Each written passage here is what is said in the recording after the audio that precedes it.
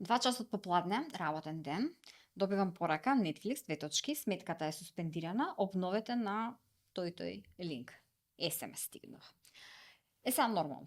Работен ден е, нема шанси да кликнам, знам дека сметката ми е окей, ниту пак некогаш би кликнала или би сватила сериозно ваков тип на SMS порака, затоа што претходната комуникација со Netflix никогаш не ми се одвивала преку SMS пораки.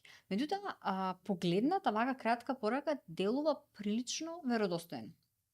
Нема печатни грешки, прилично е едноставна и ако не сте сигурни за тоа дали ви е платена Netflix сметката или било која друга сметка, доколку сакате, не во овој момент викенд иден не сакам да ми ја суспендираат сметката или да ме блокираат да не можам да гледам, можно е да се излажете и да кликнете, а со тоа да си отворите куп проблеми. За тоа како да се заштитиме од ваквите онлайн измами, за тоа како функционираат хакерите, што сакаат да земат од нив и за тоа што треба да направиме во ситуација кога можеби и не сме сигурни, меѓутоа се сомневаме до некаде дека сме жртви на измама.